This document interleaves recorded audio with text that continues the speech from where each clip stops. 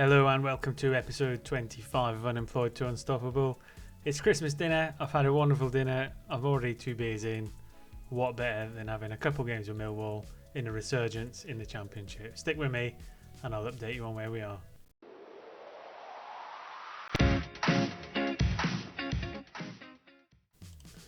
Welcome back. So first thing really to update you on is, since you were last with us after the transfer window, we did bring in 2 new players. So as you're aware, Malik Williams from Lazio was already on the cards as a potential loan signing. He's come in now at 20 years old, and as you can see, he's already scored 5 goals in 7 appearances. So he is something of a phenomenon up front. We are sometimes playing him out on the left. We were, cue the next signing in a minute, but Malik Williams comes in, 20-year-old Italian, huge amount of physicals. I mean, his technical for dribbling, finishing and first touch is phenomenal. And I think he's going to set the league on fire. So our initial blip at Bristol City is kind of long behind us. We've made some progress in the league, which I'll update afterwards. But yeah, all told, very good signing. We then followed up with Kevin Zeffi, who we got from Newcastle, who plays that attacking midfield left role, which is strengthening that position, which I said in the transfer window we didn't quite sort out. So an attacking midfield left or inside forward, absolutely phenomenal. Again, he's brilliant, dribbling, finishing, first touch, so exactly the stats he needs in that position. He's relatively quick and he's got some good technique as well. So he's a Championship player under development with potential to be a Premier League player, so got him for the season. So them 2 players alone are really chalking up some goals for us and giving us much more attacking threat. The only other bit of transfer news really to keep you up on, if I can just find it, is Omurkan Ayedin, which was the other position we didn't strengthen, which was right back. He's coming in on loan from Borussia Dortmund, but not until the January transfer window. Again, he'll provide a little bit of cover at right back for McNamara, who isn't going to be able to play every game, but I think by the time he comes in as a bit of a backup, that will really strengthen us in the January transfer window before we make any additional signings that we may or may not need. In terms of league table, currently sat 8th, 15 points from 10 games. That means results-wise, since the Bristol City game, we had a 2-0 win at home to Bradford in the first round of the Carabao Cup, which was fairly comfortable. Namwasset getting a goal, Kerr Smith making it comfortable in the 90th plus 2 minutes. We then had a credible 2-2 draw with Watford, who they'd absolutely spanked us last season. So Romain Esse, who's, again, I think he's down as a League One standard player, which isn't quite good enough at the minute, and Kitzer in Namwasset, they got the goals in a 2-2 draw. We then fell 2-1, unfortunately, to Plymouth, which I think was a little bit unfair in that game. Malik Williams getting a goal, 28th minute. We then followed that with a 2-2 draw at home against Hull. Malik Williams getting both the goals. We then got a 1-0 win at Derby. Kerr Smith, usual header from a corner type scenario. We then had Watford in the Cup. Fortunately, we went through in the Cup in that round against Watford on penalties. So it was 0-0. No goals. We managed to beat them on penalties. I think it was 8-7 or something. I don't know if it says on here. But yeah, we scored a lot of penalties. It was a long time before we got the one we needed to get over the line. We then had a 3-2 victory over Preston. Alex Robertson getting 2 goals in the first and third minute, and then Malik Williams with 1 on 26th. So another good result. Aston Villa we got in the third round of the Cup at home, and it was a fairly cagey affair. I'd like to say we were close and in it. We did have a goal disallowed. But so did they, and all told they probably did deserve to win the game 1-0. We then went to Leicester, who are the standout top of the league team in terms of wage budget and expenditure, so falling to them 3-1.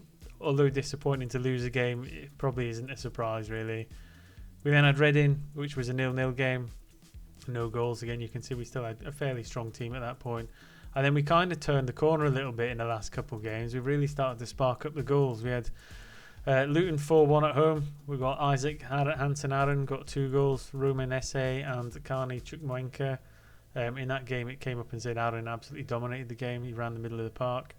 Then Nottingham Forest, we got 4-3. Again, I think we were quite comfortable in that game. And then they came back. So it was a 1-2. We were 2 up.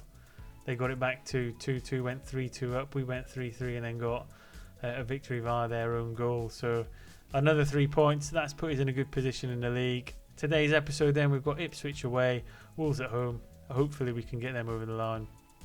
In terms of the squad, things are looking pretty healthy.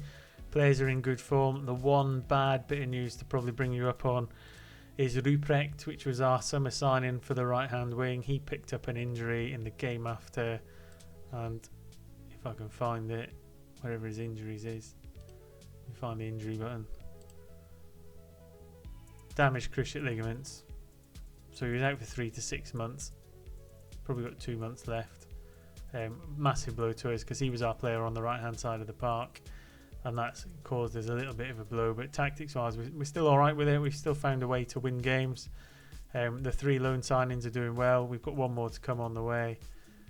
I mean, in terms of ability, Hansen Aaron, he's doing fantastic. 11 to 13 million for someone we picked up on a free. It's brilliant bit of business. Hopefully that can carry on going. And yeah, so it's all told, even the morale's going well. So there's not much we can say really. The players we want to get rid of, Casper Denore, I mean, he's on a whopping 40k wages. We wanted rid of him. No one wanted to take him other than on a loan. We couldn't offload him, so he's been reintegrated into the squad. As Ken Semmer. Again, he wants to return to Sweden. Nobody wants to pay because his wage budget's too high. Can't get rid of him, so he's with us. And then Stankovic, who we actually want to keep because he's got quite a bit of potential. He keeps itching for a move and saying he wants to go, but no one will meet the valuation. So again, he's going to stay with us and be part of the squad. I think that's pretty much you brought up to speed with everything that's been happening. I don't think there's anything else for us to look at. So without further ado, I will get us to the first game of the episode and see if we can carry on that goal scoring form, and you can see the new players in action. So stay tuned and I'll see you very, very shortly. Welcome back. So starting lineup for today then, we've got Sarkic in goals. Back four of Timon, Cooper, Smith and McNamara. Midfield three of Mitchell, Hans Aaron and Robertson, and then a front three of SA, Williams and Zeffy. A pretty standard team at the minute. I think we're settling down into a best first 11. I think it took us a while towards the end of last season to really nail down who our better players were and who we could depend on. I think the big churn of players in the summer have started to integrate themselves a little bit better. We're playing in orange today, not blue, so keep an eye on that in the highlights. And hopefully as they integrate, we should be able to pick up more and more points. We say as we go a goal down, and every time I say that we're doing well, we seem to lose a goal, but I think we'll settle our way into this match as Manning put in the corner. Let's have a look at it again. Initially headed clear by Smith, but put out to the edge of the box, and Brun Larsen smashes one in. I think it took a bit of a deflection on the way, but a goal down unfortunately, and we've still got the balanced mentality. They've got another chance down the right hand side this time. See if we can win the ball back. No, it goes to the edge of the box and the shot goes high and wide. Just need to kind of get a little bit of encouragement going here because things aren't going as we expected after the last couple of games. Another one deflected pass for another corner 13 minutes in, and we're well and truly under the cosh here as Galdames puts in another ball. Mitchell will get it clear this time. Zeffy picks it up. Sarkic looking, oh my god, stubbed finger. I think I'll leave him in because Hiard isn't going to be someone I want to put straight on in the firing line. Williams not having a great game up top. I mean, we will go a bit more positive. Cooper, again, how many times do I have to say it? Corners, he is devastating. So in it goes from Timon. Cooper rising at the near post and slams it home, and oh boy, are we good we kept him. From the players we had last season, there's only a few that we kept. He was one of them, and he's doing us proud at the minute. Timon working the ball at the edge of the box to Mitchell. He has a shot, but it's blocked down. Cooper recycles it round. Zeffy with some good work on the left-hand side. In it goes to Zeffy again. Can he find a shooting opportunity? He does, but it's fairly tame, and Walton picks it up and gets the ball back for Ipswich. So we're back in the game at 1-1. Another chance for Ipswich as we come up to half-time. Wolfenden, Brun Larsen again, he's looking dangerous at the edge of the box. Can't seem to win it back high, which is where we want to, and that's where we did the damage against Forest, was winning it high. As Chaplin puts it into Osei, it looks like there's a flag up on the far side. It's been disallowed, no VAR in the Championship, so we don't have to worry about a replay. As we get a corner again, can Cooper get a second? In it goes to Timon. Oh, Smith this time smashes it off the crossbar. Nearly went in 2-1 up. What a turnaround that would have been. Williams really not having a good game. I think Namwaset might have to come on for the second half. I mean, Malik Williams has played a lot of games recently, so he probably does need a little bit of a rest. We might give him 10-15 minutes just as we get into the second half. threat. A few words of encouragement. SA not playing great on the right either, so I think SA is the one I'm going to bring off first. Get Maku on there, and we'll leave Malik Williams on temporarily because I think he might have a goal in him. I've got faith in him scoring as a couple of goals. Namwiset's been alright as well, but he's not quite at the same standard Williams is yet. Again, Ipswich playing the ball around at the back, which is dangerous because we like to play the pressing game and win the ball back high. Not managing to get it in a minute, and Semenyo has picked us apart on the right hand side. He has a shot that goes over. 55 minutes gone. Sarkic with the ball at the back. We like to play out from the back, it's a bit risky. Sometimes we do give the ball away in the wrong position. As Aronson, he's the one who plays the short pass. Slipped away, Chaplin gets into the box and he's fired home. So I did say it's occasionally dodgy playing the ball like that at the back. I think we'll take the opportunity to make the change from Malik Williams for Namwiset. We've got anyone else that's struggling, Billy Mitchell, Chuck Mwenka. I've got half an hour to go. Aronson not having a great... I mean, he had a few really great games. He was running the middle of the park and now he seems to have faded off. Shots and XG were not too bad, but I think just Ipswich have made the better of the play. As we head the ball clear, but Bryn Larson gets a shot from the edge of the box and fortunately it's gone wide. Aronson having a right stinker. Let me see if we can do something with that. Get Denori on there, integrate back into the squad because he didn't want to go, so we'll give him his chance.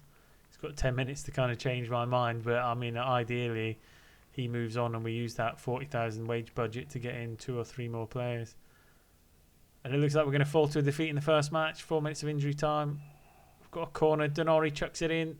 Smith with a header and it's hit the crossbar and gone over. That could have been the moment, but our little purple patch is coming to an end. We've fallen to a 2-1 defeat. Not the worst game ever, but from what we'd had in the previous 2 matches, scoring 8 goals in 2 games, that was a little bit lackluster, for want of a better phrase. But we'll get into the Wolves game, try and redeem ourselves, get ourselves a bumper little Christmas present if we can. As I'll just do the press conference, but I'll catch you for the next game.